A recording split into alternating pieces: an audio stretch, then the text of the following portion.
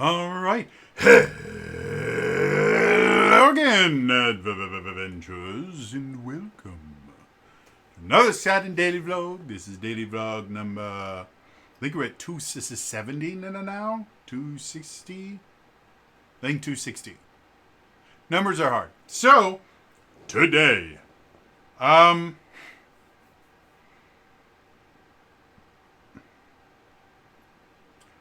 have very poor impulse control when it comes to certain things.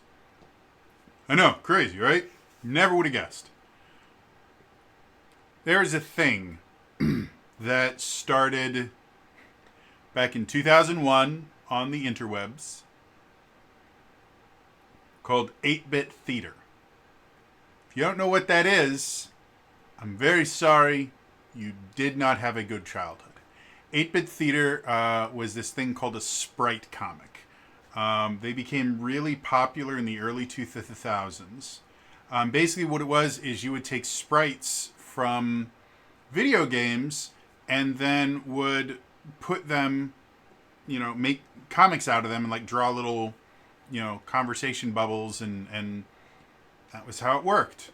The legality of them is still rather dubious since you're using other people's art to make your stuff. But they were pretty popular.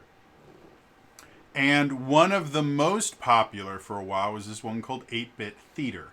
And basically what it was a retelling of Final Fantasy 1. But it wasn't exactly the same story. I mean, they hit all the major plot points, things like the four fiends and restoring the crystals and class changes and stuff like that. But like the Warriors of Light, you're introduced to them slowly over the first few comics. The first two you're introduced to are Fighter, whose full name is something like Fighter McWeapons, and Black Mage. And they are going through the Giant's Forest to reach the Cave of No Return. That's what it was. The Cave of No Return, because that's where the Armor of Invincibility is. And as you get to meet them, you find out that Fighter is probably about 2 IQ points above a really, really loyal but stupid dog. And Black Mage is a bad guy. Like, no other way to describe him. Black Mage is 100% a bad guy. And then you eventually... Thief, the third Warrior of Light, tries to mug Black Mage, and that goes poorly. And eventually they meet Red Mage, who is convinced the world is actually a tabletop RPG, and he's attempting to min-max his stats. This is the party that is attempting to save the world. And chaos ensues. Not like chaos, the final boss of Final Fantasy 1, slight spoilers.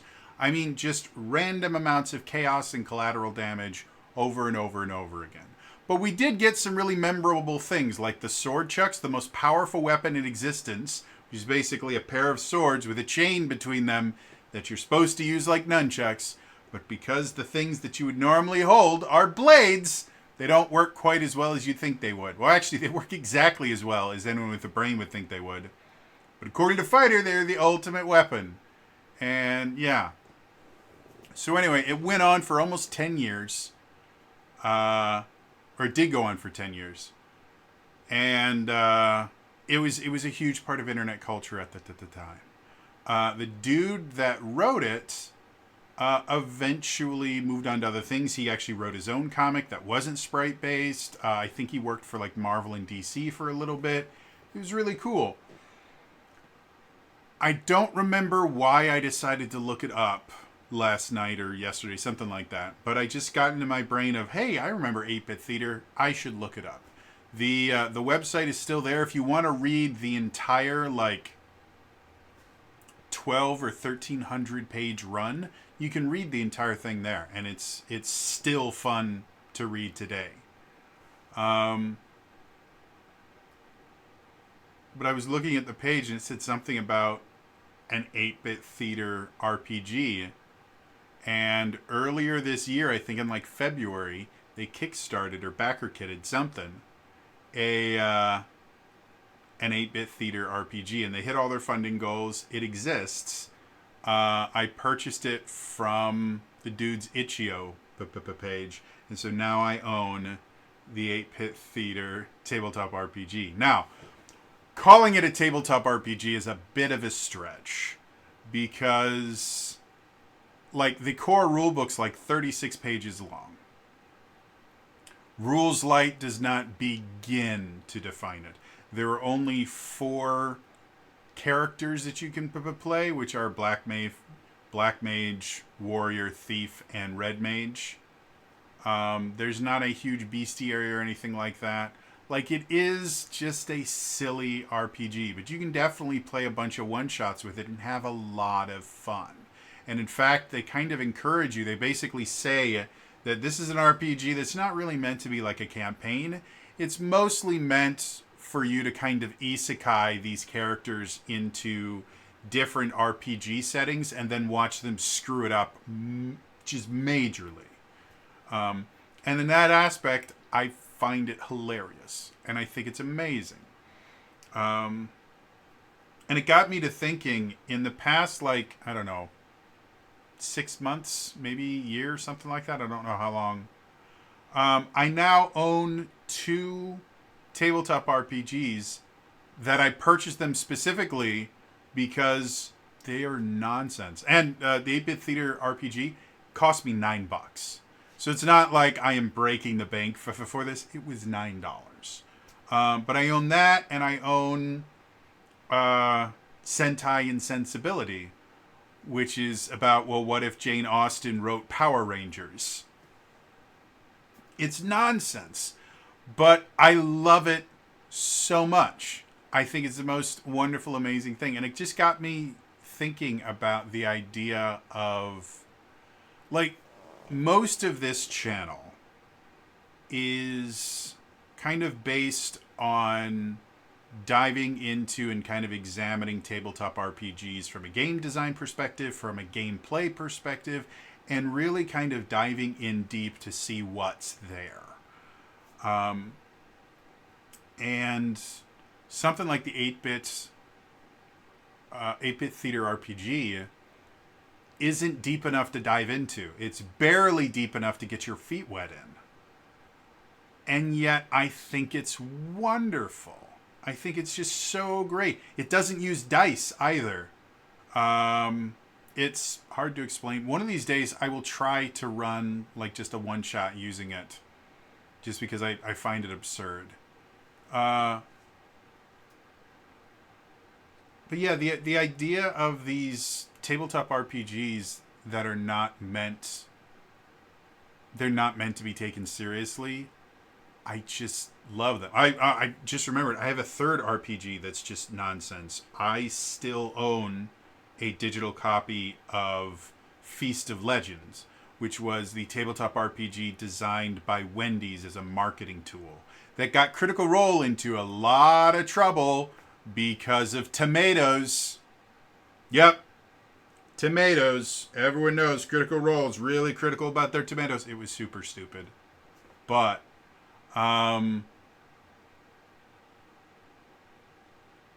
yeah, it was, I own that as well. And I really, really like it. It's stupid.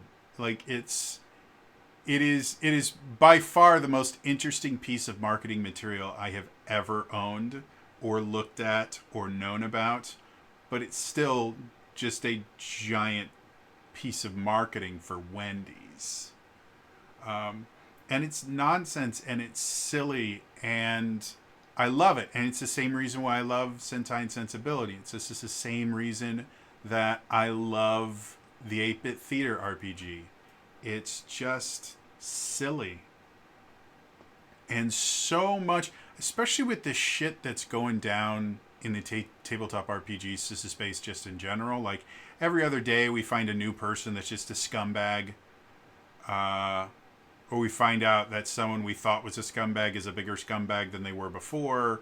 Or, like, And then we find out later on that some of the people that we thought were scumbags weren't actually scumbags. It's just scumbags accused them of being scumbags, and then nobody checked the scumbags because there are already so many scumbags in the tabletop RPG space in general that no one was surprised when another one showed up, despite the fact that they weren't actually a scumbag. And it was seeing just how vicious and mean and competitive the tabletop RPG space is just not fun. You know, I've mentioned quite a few to the times on here before. I don't like the D&D YouTube scene. Not because I don't like D&D. Love D&D. It's a great game. But the D&D YouTube scene is just so incredibly toxic and so incredibly negative. And up until the release of the new Player's Handbook, it was entirely devoted to trying to get Wizards of the Coast destroyed, which I never understood, because Wizards of the Coast effectively paid all these guys' bills. But it made them, popular to just bash and blatantly lie about Wizards of the Coast. And that's what it was. It was just this drama and lies and everything. And it's not the only community. Like, the Pathfinder community is full of drama and lies and horrible shit going on. Vampire the Masquerade, drama, lies, horrible shit going on. Name a game, and there's probably a bunch of drama around it. Aside from, like, Fabula Ultima. And that's probably because it's created by a single dude from Italy. And so there's enough degrees of separation that they just haven't found a way to create drama and lies about him yet. And everything about tabletop RPGs is always the end. I just saw a video. Wizards of the Coast is done for. D&D is dead. No, it's not. You said that 6 months ago. You said that a year ago. You said that a year and a half ago. You said it 2 years ago, 4 years ago. They said it when D&D 5th edition launched. They said it when 4th edition launched. They said it when 3rd edition launched. Every single time something changes in the tabletop community, D&D is the first thing to die. D&D has died more times than a Pathfinder character. Yes, everything is just always so dour and so dire and so serious, and these people are getting screwed over, and these people are being exploited, and that every so often it's just nice to find something that's silly and pointless. And even something silly and pointless, they will find a way. Again, Critical Role was nearly canceled because of tomatoes. I just hate that mentality so much. And I think a lot of it just has to do with that's what online discourse is right now. It's the idea that the only way to resolve a difference of opinion is to prove that one person is right and the other person is literally Satan.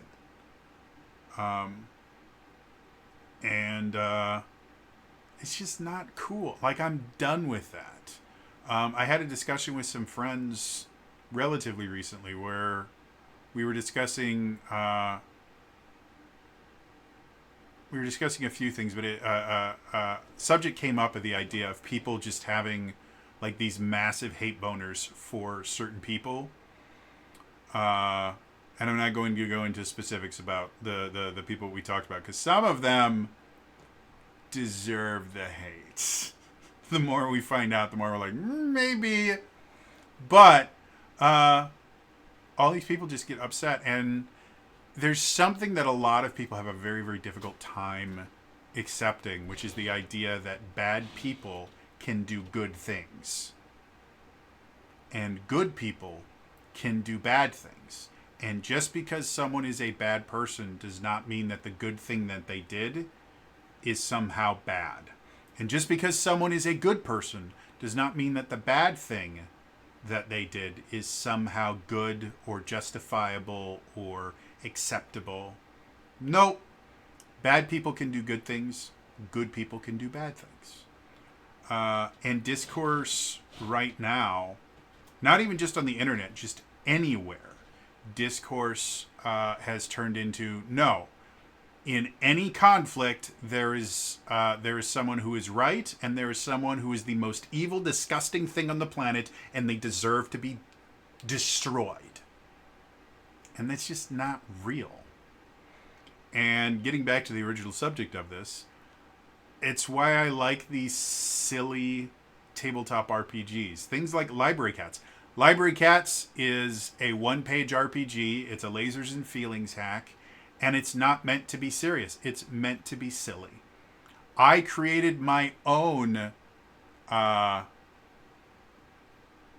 lasers and feelings hack called... I can't even remember what it was called.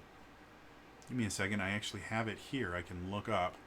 My brain is so bad. I wrote the damn thing and I can't remember what it's called. L for lasers and feelings. Courage and Cuddles is what I called it. And it's supposed to be silly and it's supposed to be fun and you're not supposed to take it seriously. And that's what 8-Bit Theater is. And that's what Sentai and Sensibility is. And that's what Feast of Legend is. They're not meant to be serious. They're meant to be silly. They're meant to be pointless. They're meant to just be something that you can kind of giggle about while you do it.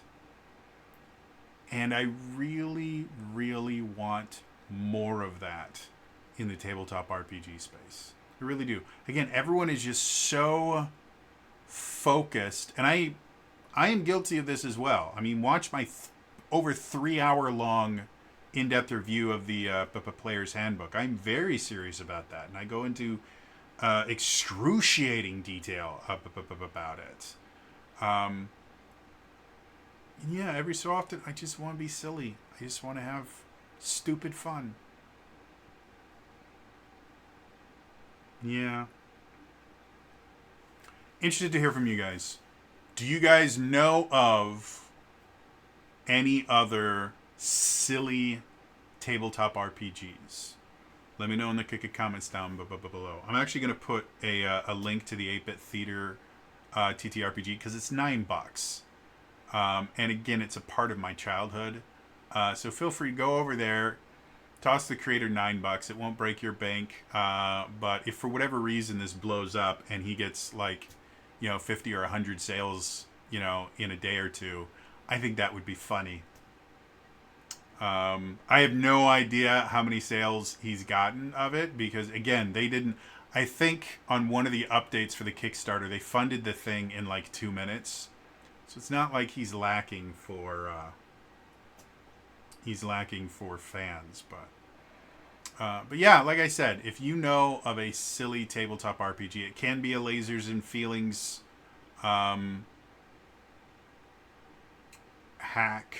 or it could be a powered by the apocalypse thing, or it could be its own custom system. But let me know in the comments down below, because I could really use some silliness. Otherwise, it's all for me today. We'll see you guys next time. All right? Bye-bye. I totally hit the wrong button. Now we go. Bye-bye.